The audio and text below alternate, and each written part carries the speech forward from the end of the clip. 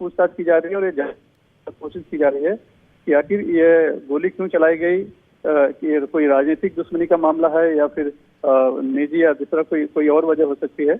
लेकिन एक बड़ी मतलब फायरिंग की वारदात हुई है जिससे कि बड़े एक नेता हैं जो विधायक हैं हैं उनके ऊपर गोली चली है। फिलहाल वो बांद्रापुर इलाका है। फिलहाल उनके बेटे वहाँ के एमएलए हैं और कांग्रेस छोड़कर जो है कि बाबा सिद्दीकी शामिल हुए थे एनसीपी में, लेकिन जिसान अभी भी कांग्रेस में ही थे, लेकिन कांग्रेस उन्हें अपनी पार्टी में से उसमें सदस्यता नहीं मान रही थी, लिहाजा वो अपनी तैयारी एक तरह से कर रहे थे लड़ने के लिए, चुनाव लड़ने की। और इसी बीच ये जानकारी आई है कि इस तरह की गोली चली है। तो बहुत ही बड़ी वारदात एक तरह से मुंबई में देखने को मिली है, किसी बड़े नेता पर हाल फिलहाल में इस तरह से गोली चलाना।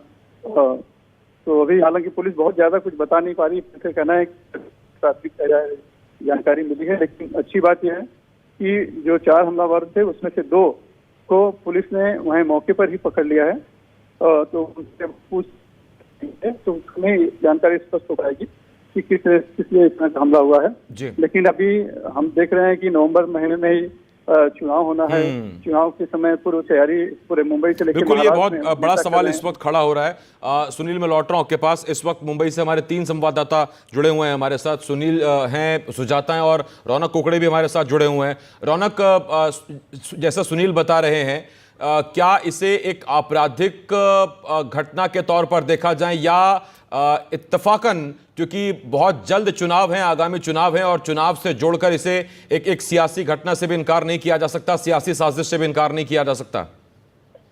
तो देखिए, मैं जहाँ तक बाबा सिद्दीकी को जानता हूँ, पिछले कई सालों से बाबा सिद्दीकी को मैंने कवर भी किया है। बाबा सिद्दीकी बहुत ही मिलनसार व्यक्तिमत्व जो है वो रहे हैं। ऐसे में उनका चुनावी इस पूरी घटना से कोई चुनावी रंग होगा ऐसा प्राथमिक तौर पर तो मुझे नहीं लगता, लेकिन ये कहीं ना कहीं एक पुरानी रंजिश जो है वो कहीं ना कहीं हो सकती है। और मुंबई के अगर बांद्रा इलाके की बात की जाए तो यहाँ पर रीडेवलपमेंट के बड़े काम जो है वो हो रहे हैं। और ऐसे में कई बार ये होता है कि जो राजनीतिक दल होता है या फिर राजनीतिक बड़ा नेता होता है उसके कहीं ना कहीं कोई संबंध होते हैं और इसीलिए कोई राजनीतिक बात हो जाती है। तो ये हो सकता है कि इसकी वजह से किसी ने उनसे दुश्मनी डाल रखी हो और ये इस तरह की हरकत की हो। लेकिन प्राथमिक तौर पर जो जानकारी मिल रही है उसके मुताबिक ये घटना उनके दफ्तर से 500 मीटर की दूरी पर हुई है और फिलहाल लीलावती अस्पताल में वो भर्ती है और उनका इलाज जो है कैजुअल्टी में मुख्य तौर पर जो लीलावती अस्पताल के बड़े डॉक्टर्स है उनकी देखरेख में ही चल रहा है।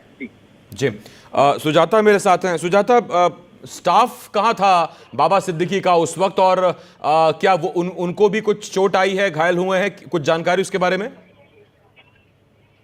जी देखिए, सूत्रों की माने तो जिस समय बाबा सिद्दीकी अपने बेटे जिशान सिद्दीकी दफ्तर के बाहर खड़े थे, जो एक सिग्नल पर मौजूद है जहाँ से तीनों दिशाओं से गाड़ियां आती हैं की जाती है, जिसमें से जो 2 बुलेट है वो उनकी पेट में लगी है और इस समय सूत्र बताते हैं कि वो क्रिटिकल कंडीशन में अस्पताल में भर्ती कराया गया है।